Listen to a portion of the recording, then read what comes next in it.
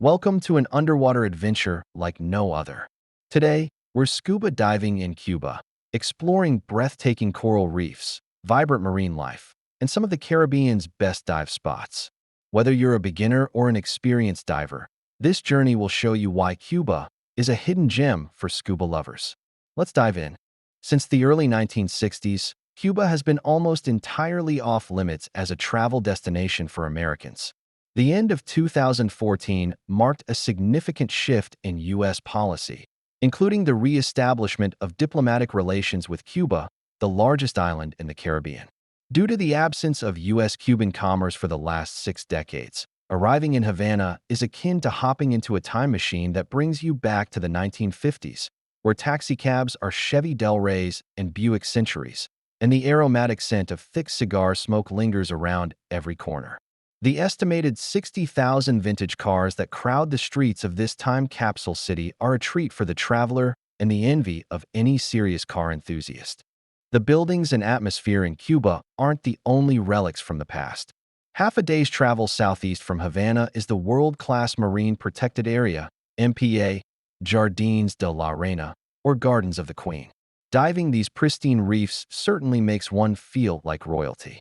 Whereas many islands in the Caribbean have suffered greatly at the hands of destructive and irresponsible tourism practices, pollution from unsustainable coastal development, and severe habitat degradation from overfishing, the Gardens of the Queen is a diamond in the world of marine ecosystems that has thankfully been protected from these issues.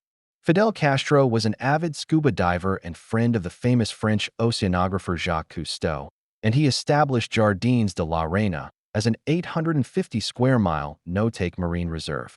It has been a national park since 1996, and fewer than 1,000 divers are allowed to visit there annually. Commercial fishing there is illegal, so the species diversity and sheer quantity of marine life are astounding and unlike anything that exists in other parts of the Caribbean today. The only things you can see more of in Cuba than old cars are sharks. Cuba boasts some of the sharkiest reefs in these waters because the ecosystem is so healthy. Sharks, despite how many people still misunderstand them, play an extremely important role in the marine food web. They are top predators that are in charge of keeping the populations of other reef-going animals in check, as well as ridding the ecosystem of sick or injured creatures that are a detriment to the overall health and success of coral reefs. Sharks are what we call keystone or indicator species because they are a barometer for reef health. So when there are no sharks, it's clear that the reefs are in trouble. In that case, Cuba's reefs are about as far from in trouble as possible.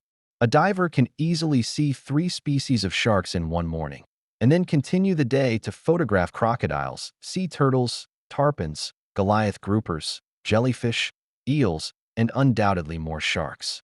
There are also countless species of popular aquarium fish, such as royal grammus, Elecadinus gobies, blennies, and many damsels.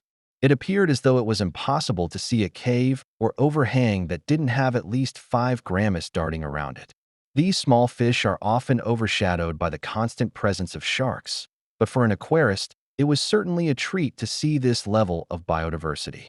I also saw many species of invertebrates, including the ever-popular arrow crab, Stenorhynchus seticornis, and even a mantis shrimp.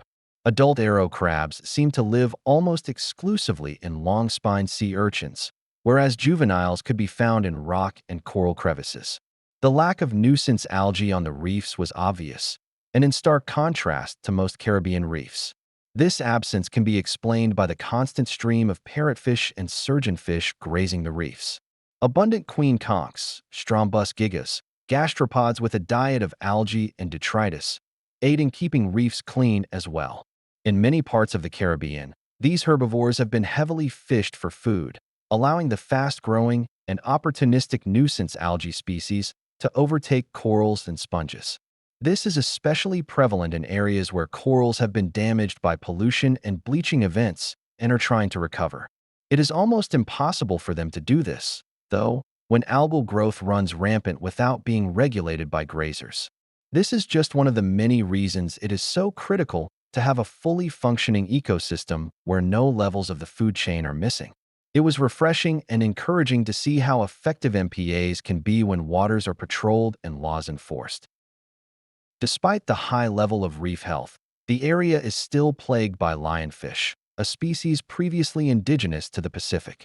These big, beautiful invasive animals have huge, indiscriminate appetites that threaten to consume an alarming number of reef fish that previously had few predators to worry about. Luckily, every diver in the Gardens of the Queen carries a spear gun to help control the expanding lionfish population. There is also no shortage of sharks and large groupers to eat this unwelcome guest, and they don't seem to be deterred by the lionfish's venomous spines. In a growing number of places in the Caribbean, people have started eating lionfish, which helps to reduce their numbers. Lionfish aside, Cuba, both topside and underwater, is a photographer's paradise. I hope that in the coming years we can maintain a balance between relaxed regulations and sustainable tourism so as to preserve this place in its current beauty for the foreseeable future.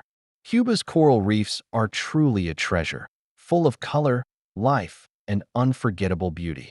If you enjoyed exploring the underwater world with us, don't forget to hit that like button, subscribe for more scuba diving adventures, and share your favorite dive spot in the comments below. Until next time, keep exploring, keep diving, and see you in the next adventure.